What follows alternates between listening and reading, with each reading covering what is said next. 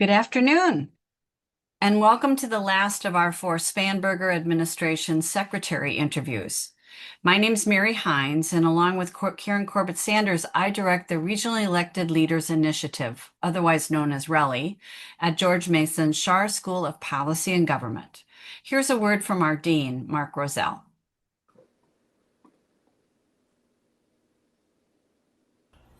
Hello, I am Mark Roselle and I am the Dean of the Schar School of Policy and Government at George Mason University.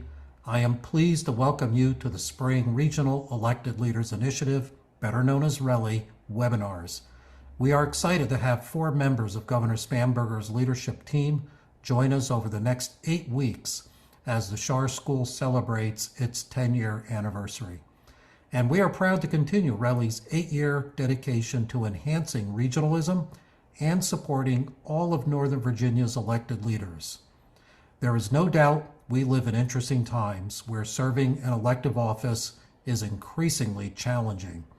The Schar School and RELI aspire to connect, educate, and engage leaders in service of positive change for their communities and our region.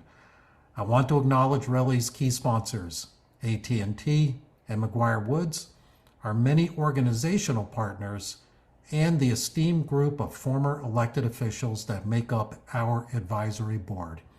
I hope you enjoy the webinar. Thank you. As the dean mentioned, RELI's goal is to enhance regionalism and to support Northern Virginia's regionally elected leaders, General Assembly members, city and town mayors and council members, county supervisors, and school board members. We use programs, podcasts, and events to help our region's leaders create positive change for Northern Virginians and we hope everyone in the Commonwealth. If you missed our 3 earlier webinars with Secretary of Transportation Nick Donahue, Secretary of Finance Mark Sickles, or Secretary of Health and Human Resources Marvin Figueroa, you can find them on our Schar School webpage or on LinkedIn. Each one of these interviews focuses on how NOVA can work with the administration to deliver success for all. As Mark mentioned, all our RELI webinars are sponsored by AT&T and McGuire Woods Consulting, and we are ever so grateful for their continued support. Now I'll turn the program over to my partner, Karen Corbett Sanders. Thank you, Mary. It is my pleasure to introduce my friend and someone the Commonwealth can be very proud of, David Bulova, the Secretary of Natural and Historic Resources. With over 3 decades of professional experience in environmental planning, water resources policy, including stormwater management, and Chesapeake Bay restoration, he joined the governor's cabinet in January. David was recognized by RELI in December for his leadership in the House of Delegates for over 20 years, representing the city of Fairfax and parts of Fairfax County, where both he and his lovely wife, Gretchen, grew up. He serves in key leadership roles, including chair of the General Laws Committee, chair of the Commerce, Agriculture and Natural Resources Subcommittee of the Appropriations Committee, and chaired the Chesapeake Subcommittee of the Agriculture, Chesapeake and Natural Resources Committee. He also served on the Chesapeake Bay Commission, which he chaired twice, and the State Water Commission. In addition, Secretary Bulova served as an elected member of the Northern Virginia Soil and Water Conservation District from 2004 through 2006. During the 2025 session, he partnered with environmental organizations, manufacturers, and water utilities to secure passage of a bipartisan legislation designed to reduce PFAS contamination in one of Virginia's major drinking water sources. In 2019, Virginia Forever recognized Secretary Bulova with the Bridge Builder Award for his contributions to natural resources stewardship. Prior to joining the cabinet, he was a project manager for WSP USA, an international engineering and environmental consulting firm. And prior to WSP, Secretary Bulova served as the Director of Environmental Services for the Northern Virginia Regional Commission.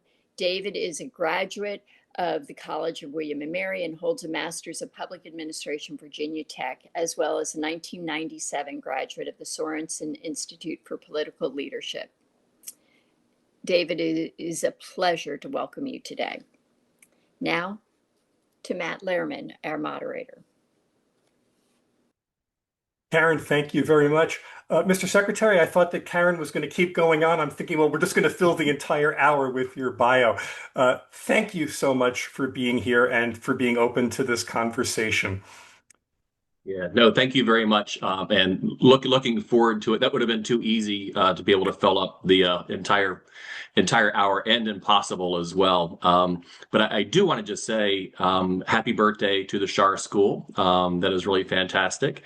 And also how wonderful it is to be here with George Mason University for 20 years when I was in the House of Delegates representing Central Fairfax County. The one thing that was the same with all of the different versions of the 11th district is that we were the anchor point for the Fairfax campus for George Mason University, and absolutely loved being able to get on campus, interact with students.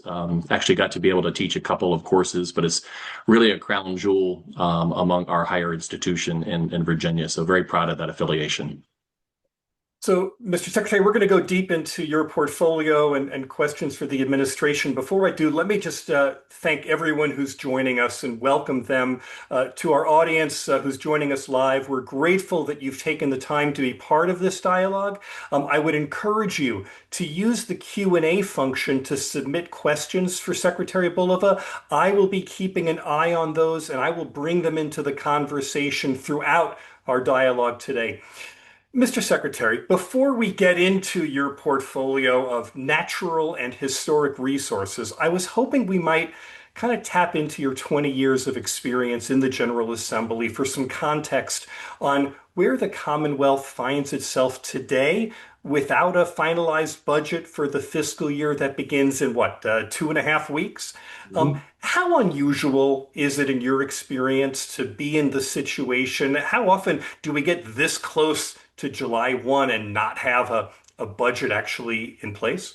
Yeah, so it's a really great question, and of course, as you know, we are watching budget policy occur in real time today, and so I know the House Appropriations Committee had a briefing at 11 o'clock where they released their version of the budget, basically as a starting point for continuing those negotiations.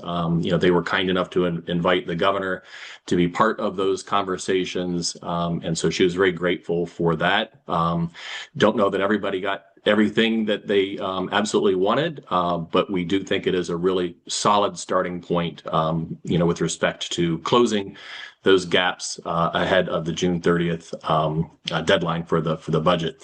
I will tell you, it does happen, right? And I remember in my first year being in the General Assembly, so 2006, we had a very similar situation with Governor Tim Kaine. And so back then, the issue was transportation funding. And so we were reaching crisis mode. We hadn't touched transportation funding since 1986 under the Belial's administration. And we came to an impasse in terms of how ultimately to fund our transportation needs. And I do remember being a little surprised as a brand new freshman that we would go into extra innings and turning to Delegate Vivian Watts, who was my mentor, and saying, does this happen? Is this normal? And she said, well, it doesn't happen every year. This isn't our preferred way of doing it, but the budget is really, really important in terms of reflecting our values with respect to how we make investments in really important subjects. And so it does happen, and ultimately, lack of time creates the impetus for those conversations. And so I have no doubt, especially after the House has put forward its plan, this week, we will get a counter reaction from the Senate, and, we'll ultimately close that gap and have a budget before June 30th. I think nobody wants to test out what happens after June 30th if we don't have a budget. Is there anything that you can tell us about what's been resolved, what's unresolved, what is supposed to happen next? Yeah, and so the big issue that is being heavily debated centers around data centers, and both sides have thrown out proposals. The version of the budget that was put out today basically says, hey, if we're not able to come up with something between now and June 30th, we can always fall back on some kind of study commission that would provide recommendations for the 2027 session. I think both sides would rather have this resolved ahead of time, and if that's possible in 2.5 weeks, that's great. But ultimately, we need to have a path forward in order to be able to adopt the budget and a glide path for dealing, with a significant issue from multiple different ways, from electricity to water use to air quality, and how data centers fit into that. I won't ask you to reveal anything that's specific in this moment, but let me ask just a larger question. When budgets get down to the wire like this, what's going on behind the scenes? Like, what are the kinds of discussions that are taking place? How does a deal finally actually come together? Yeah, and the first thing that really needs to happen is to figure out what kind of revenue you have, because that ultimately tells you what kind of bandwidth there is for negotiation. So if revenues are going to be smaller, you are going to have to prioritize, and the negotiations behind the scene are going to be a little bit tougher because you aren't going to be able to have it all. One of the beauties of our Constitution, unlike the federal Constitution, is we have to balance our budget every year. And so every year we make tough decisions in order to be able to make that happen. So it really is at a higher level that the House and the Senate have to agree on what revenue is available. How much of that revenue is available for ongoing programs that's sustainable? How much of it is really more appropriate for one-time costs? And so that really will kind of dictate the conversations. But as soon as those higher level issues are dealt with, then you start sitting around at the conference table and saying, hey, what do you think about this? Or can we split the costs on that? Or how do we compromise on these issues? So I saw the news last week that there's another $1.5 billion in additional general revenue funds available over the next 3 years. Did that kind of really help solve? Is that helping solve the problem? I think it is certainly helpful, right? It's better than doing the opposite, Yeah. right? And the question really comes down to, again, how much of that goes towards baseline that you can rely on year after year after year in order to be able to build on programs so that you don't have an unbalanced budget in the long term, so it's structurally solid, versus how much of that revenue is going to be good for one-time funds, but not necessarily relying on new programs. And so that really does affect my portfolio because a lot of our stuff is one-time funds. So if you're looking at wastewater treatment facility upgrades, you're looking at agricultural BMP cost share programs, they are things that you need each year, but they are succinct needs, and they rely on capital infusions. You're not creating a new program that you would have a hard time unwinding if the revenue went away. All right, so let's talk about your portfolio. Yep. I have to say, the title, Secretary of Natural and Historic Resources, it connotes things like parks and environmental protection. Just in case anyone isn't kind of paying full attention, what is the full scope of your responsibilities under that title?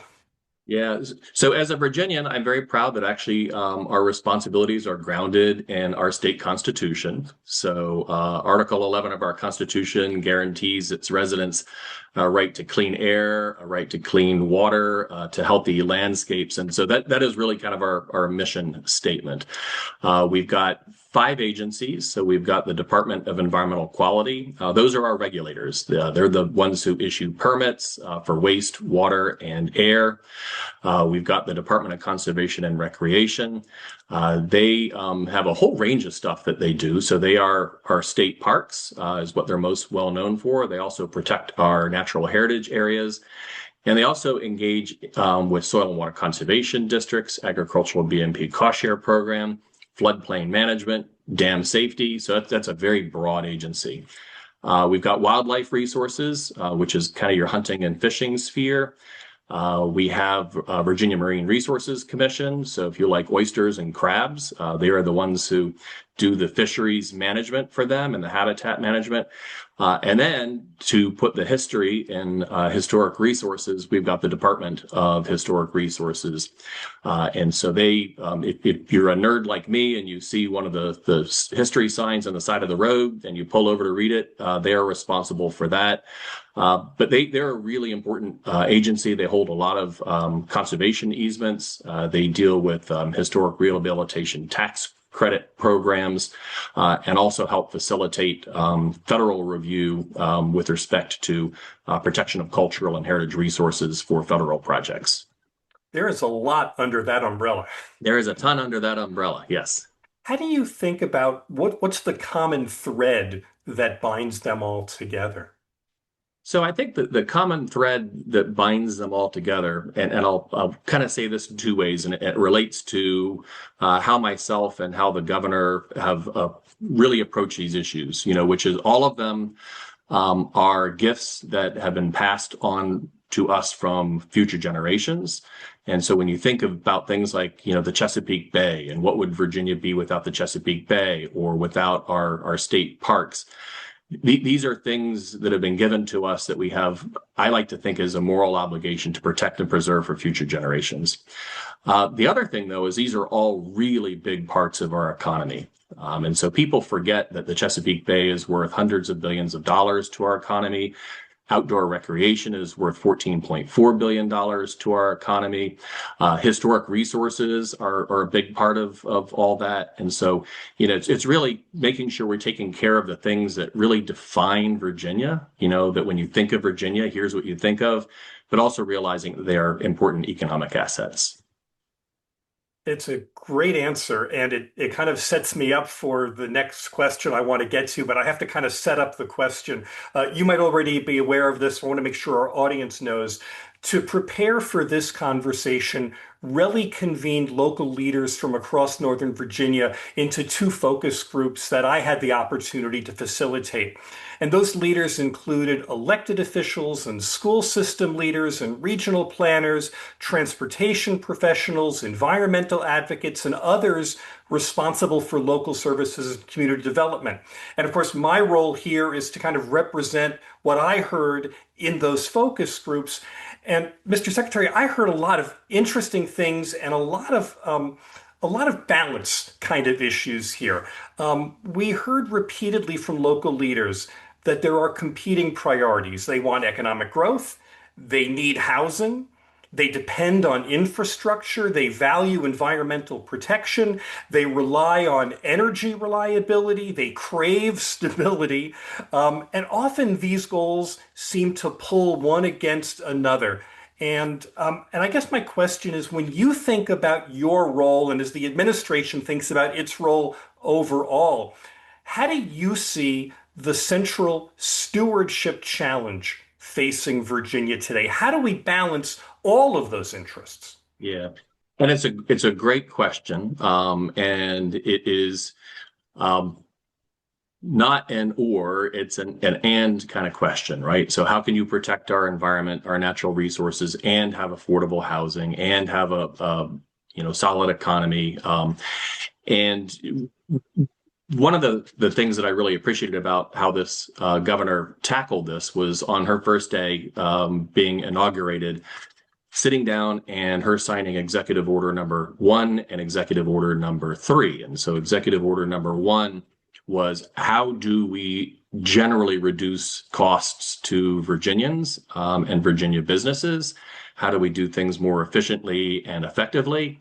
And then number 3 kind of leaned in on that with regard to housing. And so my agencies were very specifically mentioned as being participants in each of those executive orders. But she wasn't asking that we relax environmental standards or pave over parks. What she was asking was, how do we make sure that we are more efficient and effective about how we go about this? And we already have some good examples of how to do it. So our Department of Environmental Quality that does permitting, they've actually been working on a program to make the permitting process more automated, more transparent, so you can see exactly where a permit is in. And over the last year or two, they've been able to reduce the permit time by about 64%. What's cool is you can monetize that. And so they looked at what is the cost, time is money, from a business perspective, worth about $233 million per year. Again, so, they didn't relax any rules, they didn't change any of the standards. But we were able to make things more efficient and effective. And so we're working across all of our different agencies to replicate that. With one of the really cool areas that we're seeing is the use of AI for permit completeness, right? So you never want to replace a person when you're issuing a permit. But one of the most frustrating things is when people apply for a permit, they think they've put all the right things in the application, and then they get a note back 30 days later saying, we're sorry, you're missing X, Y, and Z, and you reset the process. And so that's a perfect use for artificial intelligence, is to look at a packet and say, hey, you're missing these key components. You need to get these in ahead of time rather than having to wait and react later. I wonder if I could go a little bit deeper on this. I'm Sure. really interested in what are the values that drive, well, let's just say you, for, as you pursue all of these competing priorities. Because I understand in the general sense, we want to reduce costs, we want to increase revenue, and we want to solve, real needs. I mean, I get that. But what are the values that are unique to what you bring or what this administration brings that inform how we go about doing that? That's a great question. And that was one of the first things that we had to mull through as a team. And so, in my office, we've got three folks who are, we got a deputy secretary, two deputy secretaries, our program manager, as well as the Virginia Office of Resilience, which I can talk about later because that's a really neat function as well. But we really stepped back and we're like, all right, what are the themes? What are the important values, that we have going in? And there were a couple of them. So, number one is making sure that we're connecting people to their environment. And so people tend to value what they understand and that we can feel. And, we want to make sure that regardless of where you live in Virginia, regardless of your economic bracket, that you have access to your natural resources. Preventing pollution in the first place. Again, from an engineering and planning standpoint, it is far less expensive to prevent the pollution from happening in the first place than it is to react. The Potomac Interceptor spill is a perfect example of that. Where if you had known that, you could have invested a little bit up front, you could have saved a lot of time, energy, and heartache on the back end. And we're dealing with that all the time, which is how do you anticipate where problems can occur and make those investments before problems happen. Making sure that our agencies are nimble so that they can react and respond to changing conditions. Making sure that what we're doing is enduring. This is something that the governor really hit home on even before we took office, was she wanted to make sure that our decisions were enduring. And by that, she meant by two ways. Number one, making sure that we follow the science. And so that's really important, especially since we've got such great research universities here in Virginia. But also making sure that we're involving stakeholders in the decision-making process. And so that's not to say that there's not going to be controversy, but if everybody feels that they've got a stake and a seat at the table, they're going to likely say, all right, I'll come back to the table next time there's a big issue. And then the final thing is breaking down silos. And so this is also another thing that the governor really hit hard on, particularly with my secretariat, which is that air and water do not respect particular boundaries, whether that is government boundaries or secretarial boundaries. And so how do we work not just across agencies, but also secretariats as we make these decisions? And so, transportation has a huge impact on natural resources. Ag and forestry go hand in hand in a lot of these things. Commerce and trade, as I mentioned, our big business is natural resources and outdoor recreation. So really making sure that we're talking and communicating with each other. All four of these points are great. Connect to the environment, prevent pollution, nimble, break down silos. I am sitting here marveling at the first one of these. And the idea that you said that if people need to connect to the environment because they value, I'm paraphrasing what you said, people value what they know and feel. Mm-hmm. And it occurs to me that that might be a unique thing that happens in your part of the state governance that other departments that is a benefit or an opportunity that you enjoy uniquely that not every other part of the state government can tap into? Is that a fair observation? I think it's a fair observation. And, Virginia has a huge diversity of natural resources. When you think, everything from the Eastern Shore all the way up to the Blue Ridge. And quite honestly, just how you feel, when you are out there hiking and enjoying the fresh air, disconnecting from screen time, being able to share a moment with family or even, reconnecting with yourself. It's an incredible asset to be able to have. So I think it was at the point a couple of minutes ago when I said, reducing expense and increasing revenue and solving needs are kind of the easy things. We have a comment from Tracy Baynard who writes, no question, but hope to see this greater efficiency and transparency in permitting and regulation implemented across all state agencies as well. Do you want to comment on that specifically? So yes, again, we've shown that it can be successful within the Department of Environmental Quality. A number of my agencies are very interested in doing this as well. But the governor did just hire a new chief transformation officer, whose job literally it is to kind of think outside the box about efficiencies and how you can deploy these things on a larger scale. It was pretty cool. So this last Thursday, we had our director of the Department of Environmental Quality and the chief transformation officer sitting down together in a room for 2 hours, just kind of understanding, what have you been doing? How can that be scaled up? What platforms are you using? What are the barriers to trying to push this thing forward? So anyways, yes, that is the idea is to, take these concepts and deploy them throughout government. And I'll tell you, as much as I like to brag on the Department of Environmental Quality, I know that other agencies and secretariats are also doing this and thinking outside the box. And so that's what that chief transformation officer is doing, is taking all these great ideas and figuring how they merge together. Where do you think that the Commonwealth is making the greatest progress right now in terms of its environmental stewardship, and what would you say is some of the most difficult work that lies ahead? So really great question. So we've made some, let me kind of fall back on, the Chesapeake Bay Watershed Agreement, which was just recently refreshed back at the end of 2025. And it really does set a very nice template for conservation and natural resources throughout the Commonwealth. And the reason is because it's called a watershed agreement. And that's on purpose, which is that the key to restoring the Chesapeake Bay is actually restoring your landscapes, your watersheds, your small neighborhood streams. And, those are the kind of things that we ultimately need to focus on. And so that's a big part of what our secretariat is looking at, is how do you restore your landscapes and make them healthy and your local streams? Because ultimately, when you do that, you help to restore the Chesapeake Bay.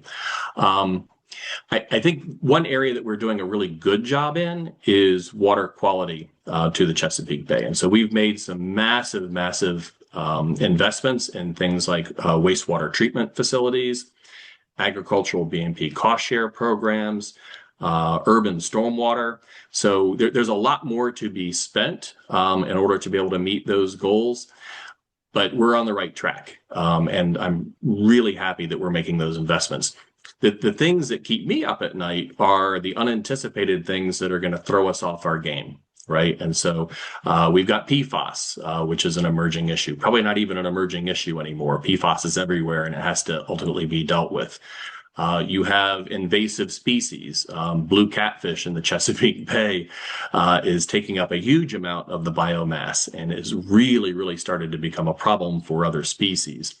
And then you have climate change. and its impact, not just on things like the Chesapeake Bay, but quite frankly on, our local streams as we get more flooding, as we get flashier storms. That affects agriculture and a whole range of different areas. So those are the things that we're dealing with to kind of throw us that if we're not cognizant of them or pay attention, they're going to throw us off our game. And so we need to make sure we're staying on top of those issues in addition to just the water quality things that we're already dealing with.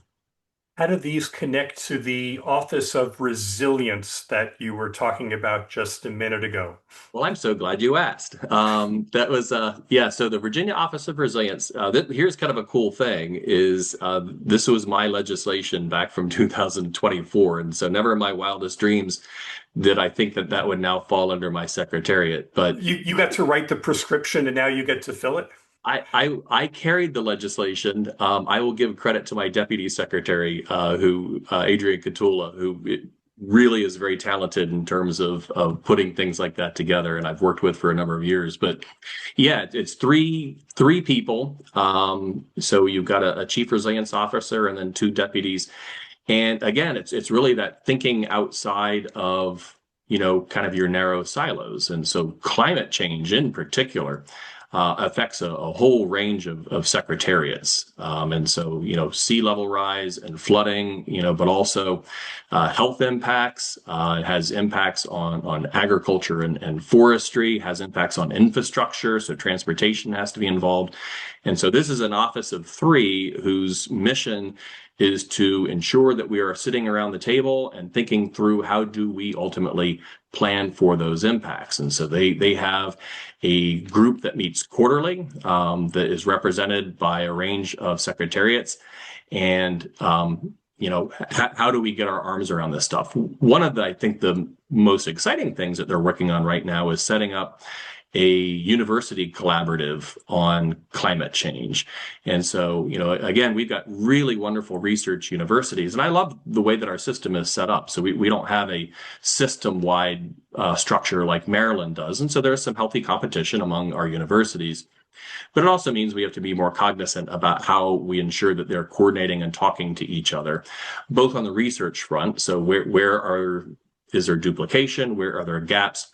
But I think the most important thing is how do we take that volume of information and ensure that it is presented in a way that is meaningful and useful for decision makers at the state level and also at the local level. And so this is an initiative that they just started within the last couple of months. We have really loved the engagement so far in order to ensure that, we're talking on the same page and aligning ourselves with respect to how we're going to deal with climate change in Virginia. I'm going to remind our audience that if you have questions for the secretary, enter them into the Q&A function, and I promise I am monitoring them throughout. And Mr. Secretary, Mary Hines actually wants to pick up this point that you just were talking about on resilience, and she makes a really interesting observation. She says resiliency and stewardship of the public trust could have the biggest impact for the next generation of Virginians. So this is to your point earlier, this isn't about solving today's problems. This is about making investments and decisions that are going to have profound impacts for generations to come. Yeah, and that happens in a lot of ways, right? In terms of how we build infrastructure, and what standards that we ultimately use. It also affects conservation. So for instance, as sea level rises, that has the potential to swamp a lot of our tidal wetlands. And so how do we allow those tidal wetlands to migrate inward so that we continue to have those environmental benefits as well as benefits to flood control and water quality. So it does take a lot of real forward thinking in terms of how we invest and what decisions we make today and what is Virginia going to look like in 10, 20, 50 years, 100 years, and how do we deal with the potential impacts of climate change?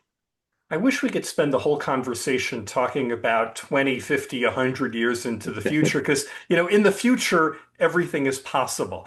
I have to come back to the focus group with local leaders in Northern Virginia and just kind of speak to this moment. And the reality is that the one phrase that the one sentiment that kept coming back time and time again was uncertainty. And so much of the uncertainty that local leaders in Northern Virginia, and I would imagine elsewhere in the state, are feeling is just there's so much federal disruption going on right now. So much is unknown about what the government will do, what grants are available, what programs are going to be funded, all of that. Are there, well, when you look at the current moment, what's the level of uncertainty that you're paying most attention to, and what is the state's role to try to compensate for the federal government uncertainty to provide stability at the state level? Yeah. And that's a great question, and actually kind of bridges my legislative role with the role that I have now, because last summer at this time, I was chairing the Emergency Committee on Federal Workforce Reductions and Budget Cuts to do exactly that, which is, how do we gauge what that uncertainty is, and then ultimately how can Virginia provide some additional certainty, and that relates to dealing with the DOGE cuts. It relates to HR1 and what that ultimately looks like.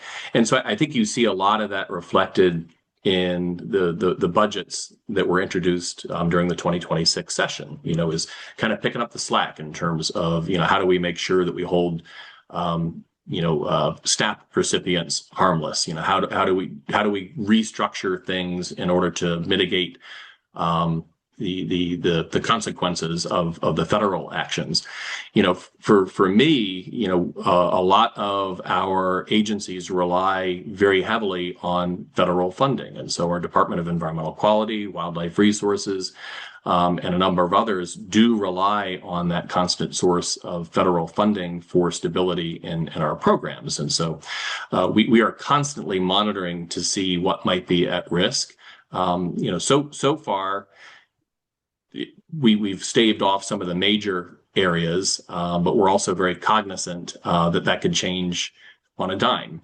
One area that we're looking at in particular is the federal rollback in what is called waters of the U.S. And so the Supreme Court actually made some decisions that rolled back, what is considered a water of the U.S., which is very much related to what the federal government will protect for wetlands. Virginia is very fortunate that we had the foresight to actually adopt our own wetlands statute. And so the wetlands themselves are protected. However, we had relied very heavily on federal resources and federal staff in order to be able to do that. And so, now that the federal government is retrenching on, what they will review or what their role is, we have to step up to the plate in order to fill that void. And so I think that's the biggest risk is, as you start to see federal rollbacks, in air or waste or water regulations, we have the capacity to, and we need to make sure we're filling that void, but ultimately that's going to take resources in order to be able to do that effectively. I want to ask you, and I'm not sure whether I should ask you about the administration or I should ask you about the governor's administration, or if I should just ask you about your advice to local leaders in Northern Virginia. You can answer it whichever way makes the most sense. But the question is, do you think that the federal situation is that short-term turbulence that, maybe once we get through this presidential administration, that things might go back to normal and we just need to get through it? Or is this a situation where this is a new normal of how the federal government is going to work, the changes, the rollbacks that are happening, they're not going to be undone anytime soon, and we have to figure out a new way of operating in Virginia?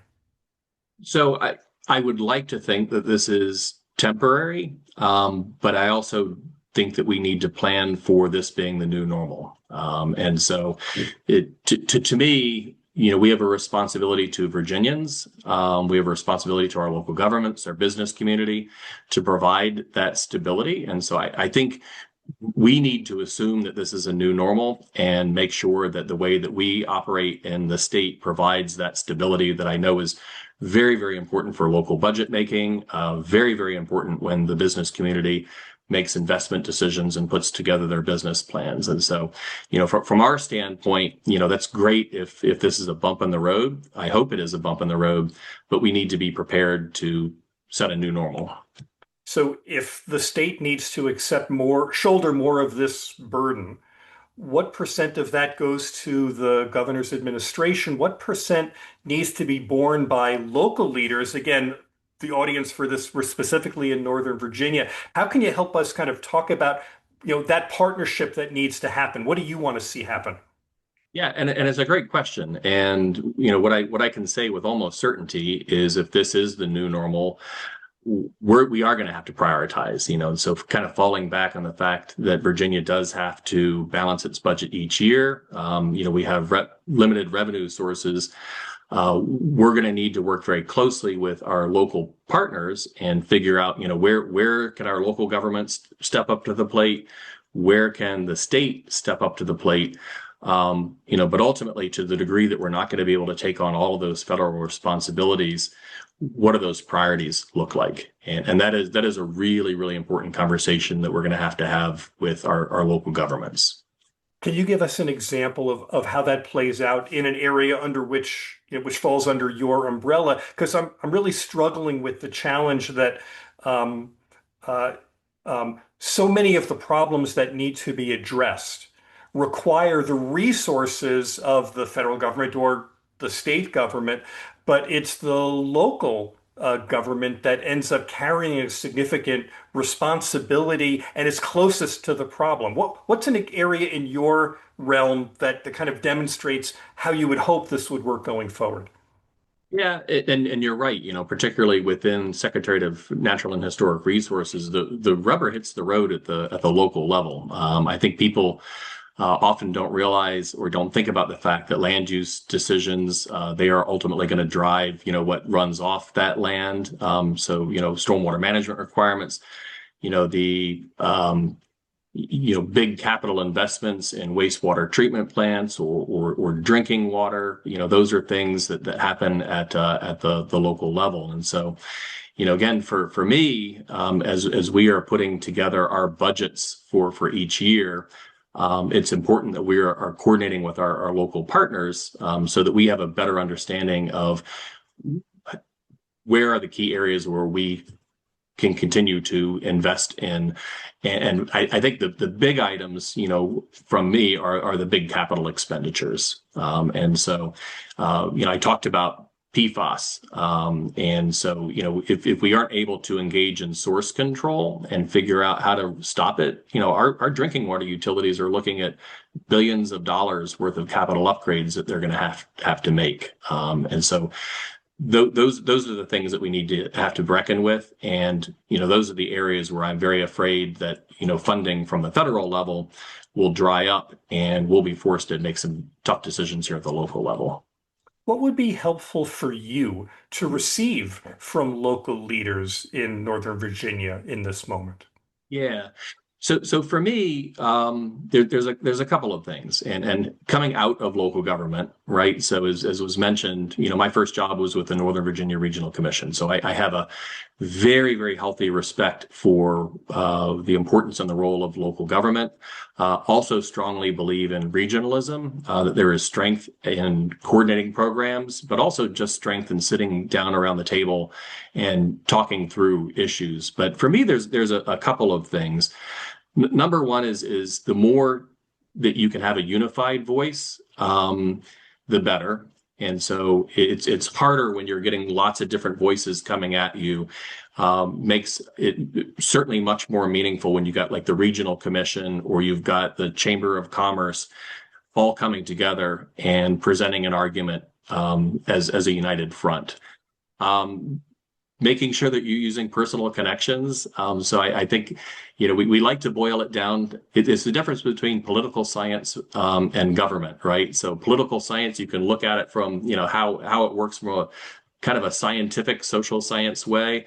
But it's all about personal relationships. And so the things that I've seen that move are because somebody knew somebody and picked up the phone and used that personal relationship. The other thing is to be specific. And this is we often see, hey, we want to deal with these big, broad issues. And it's like, that's great. I totally agree with you that this big, broad issue is important. tell me how you would go about solving it. And so that's often the missing link, which is, yep, we want to hear that this is a big, broad issue, but ultimately, people like me, people in the General Assembly, have to boil that down to a piece of legislation or a budget item. And so the more specific that our regional leaders can be, Northern Virginia or any region, that is very helpful to us because then it becomes actionable. Then we can take that and start to try to run with it. I just got to say that is a very interesting troika of tips that you're offering. Speak with a unified voice. Use your personal connections. I mean, those are really, different ends of the spectrum, and then be as specific as you can with the solutions that you're offering. Yep. Yeah. I mean, that's a hard thing to balance, right? It's a hard thing to balance, but it comes from 20 years of experience in the General Assembly. And so You are a pragmatist. I am a pragmatist. But yeah, all three of those are key to helping moving policy forward. I'm going to flip the question around. So again, that was the answer to my question. What do you need to hear from local leaders? If I ask you the question, what do local leaders most need from your office? What are you doing, or what do you expect to be doing in the near future that's going to be of help at the local level?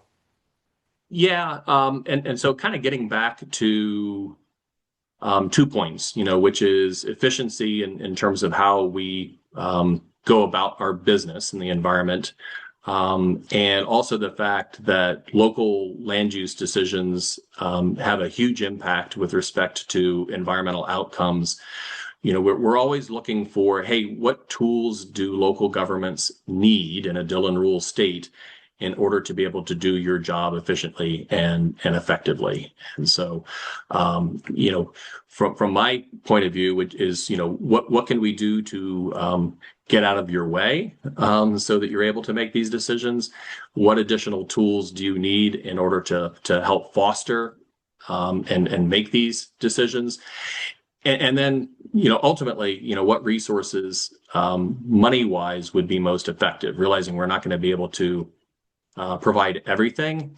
But, we do understand the state local partnership in all that. And I will add on, and I think most local governments take this very seriously. A lot of our environmental capital expenditures, so wastewater and stormwater, agricultural BMPs, rely on local government participation on annual needs assessments.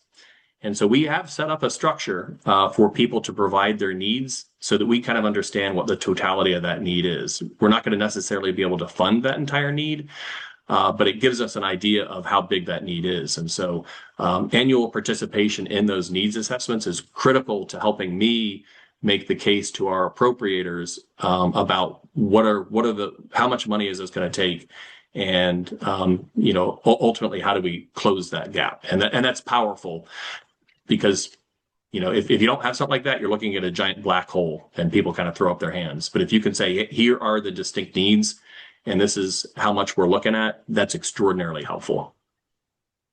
We have about 10 minutes left in our session. Again, I'll remind our audience, if you have questions, now would be the time to go ahead and put them in.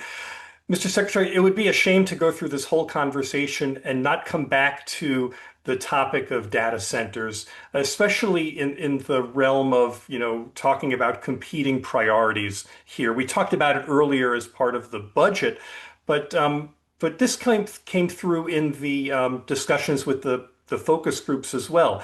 Data centers are seen as important economic drivers and revenue sources. At the same time, there are concerns about land use and water consumption and transmission infrastructure and long-term environmental impacts. How do you think about those competing considerations? How do you think about them, and how the state kind of comes to not the budget issues, but the actual competing imperatives of that? Yeah.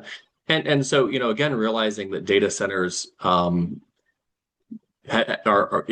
in the context of that larger, broader economic conversation. Because AI is not going away, the need for data centers is not going away.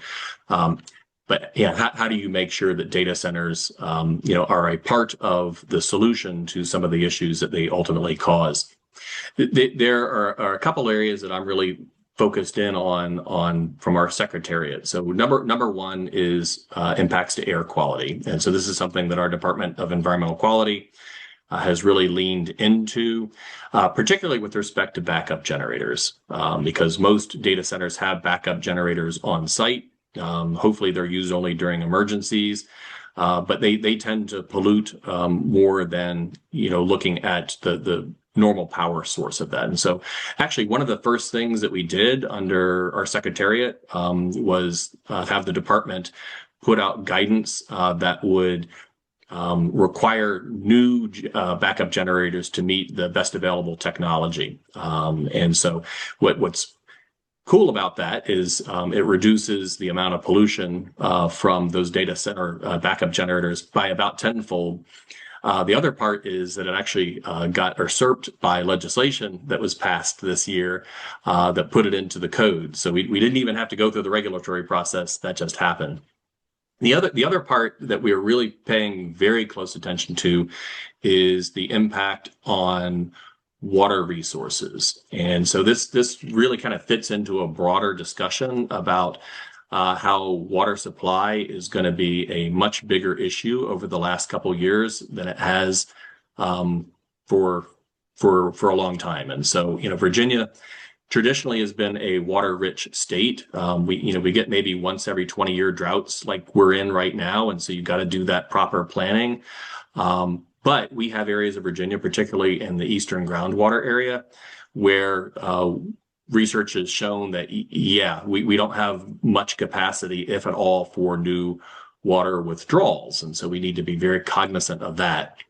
As growth continues, that means now instead of taking water from the ground, we're taking water from surface waters. And so that also has impacts in terms of the cumulative effects on surface water withdrawals. And so it's a long way of saying that, as data centers increase, we need to be mindful of their water consumption. What's very interesting about data centers is that there is certainly technology to use less water, but that also tends to be more energy intensive. And so it's not an easy question, right? And so you got to think strategically about, all right, given this data center and its location, what is going to be more important, reducing the amount of energy that is used?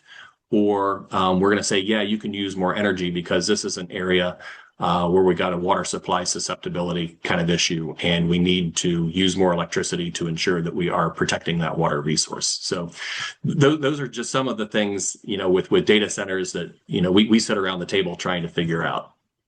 I understand the balancing of priorities here is really complicated.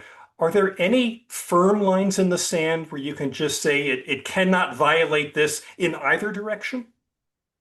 Yeah, and so I will say, going back to that constitutional mandate, in our law and in our regulations, we have an affirmative responsibility to protect our natural resources. So absolutely, which is our laws and our regulations are designed to be protective of water resources, air resources, land resources, and so. There are bright lines, that are in the code and regulations to say, you can't just pollute that resource or use that resource in a way that have a deleterious impact to it. Before we go, I want to ask you just a little bit about your own personal experience here. You've been an environmental planner for a long time, obviously a 20-year legislator. You're now in the administration. Is there something that you've learned on the job in the last 6 months that has given you new insight into what you did either as a legislator or even just in your role as an environmental planner about how hard or how easy it is to actually do the things that we're talking about? Yeah, I will lean in on kind of making those personal connections and thinking outside the secretariat. And this is something that I already knew. But, the willingness to pick up the phone when there's an issue and communicate has been a really big part of all of this. The other part is the importance of continuing to invest in things that we have already done, right? And so not resting on our laurels. And this really gets to the issue of deferred maintenance. We've got really great state parks that are out there. Both Department of Conservation and Recreation and Wildlife Resources operate a multitude of dams that are used for recreation. Those were built by people who had the foresight to say that these would be valuable resources. It is really important, and it's really been punctuated for me, the importance of going back and making sure that we are investing in and continuing to maintain those assets in addition to all the additional things that we want to get accomplished. And so it's not exciting, but it is a priority of mine to say, hey, people invested in these things. We need to make sure that our parks continue to be maintained, because ultimately, if we don't maintain those, it costs more in the long term to have to rehabilitate something once it's gotten past a certain point. So we have maybe just a minute or two left. If I could ask you to give some parting words to local leaders, specifically in Northern Virginia, is there some environmental or conservation or historic or stewardship issue that you believe deserves more attention than it's currently receiving? Something that you would ask local leaders in Northern Virginia specifically to pay attention to? Yeah, and that's such a broad, really excellent question. And I'm going to think hard on the fly to figure out what that ultimately might be. I guess, again, one of the things that people don't think about as much, and is how important urban access to natural resources and an open space is, and how important our local parks and our local historic assets are. And so not all people have the ability to get in their car and drive 2 hours out to the Shenandoah, or to do 2 hours or 4 hours, depending on traffic, to go down to Colonial Williamsburg. We have a lot of really fantastic assets here, and it really gets back to that connecting with the environment, which is ensuring that we have these resources close by here, and how important these are to both our physical health, but also our mental health. And, that probably is a good way to kind of wrap that up is, it's not just economic. It's about physical and mental well-being. And that is really a big part of ultimately what we're trying to do is, have happy people who are well-connected, who can disconnect from screen and just enjoy what nature has to offer. And that has to happen both in our rural areas, but also in our urban areas. You did really good with that on the fly, because I'm thinking it really ties back to the point you made earlier that people connect to the environment because they value what they know and feel. And if they feel healthy and if they feel happy in their community, that's really important. And that's a good takeaway for all local leaders. Mr. Secretary, thank you so much for the opportunity to talk to you, not just for today's conversation, but for your commitment to Virginia's natural and historic resources, and for your willingness to serve in a field where the most important work often requires patience and stewardship and a perspective measured not in election cycles, but in generations. So thank you very much. Well, thank you. It was a delight to be here today. And to our audience, let me just offer this final reflection. Over the course of this series, we have explored transportation and finance, health and human services, and now natural and historic resources. Each conversation has focused on a different area of responsibility, yet there's been a common theme in all of this. Virginia's future will not be shaped by state government alone, nor by local government alone. It will be shaped by how well those institutions work together on behalf of the communities they serve. So as we conclude not just today's webinar, but this entire series, I want to leave you with just one question. What is one action that you as a local leader will take in the next month to strengthen the connection between state priorities, local leadership, and the people you serve, because good governance depends on more than decisions being made in Richmond. It depends on those decisions being understood, discussed, and translated into action in communities across the Commonwealth. Mr. Secretary, thank you again for helping us better understand understand both the opportunities and responsibilities that lie ahead.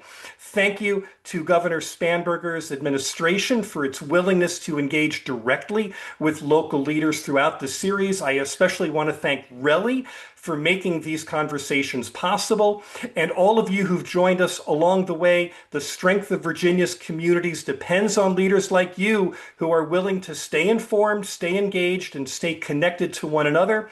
Finally, thank you for your service again, for your commitment to public leadership, Secretary Bulova. I'm Matt Lehrman of Social Prosperity Partners, and thank you everyone for joining us. Thank you, sir. Thank you.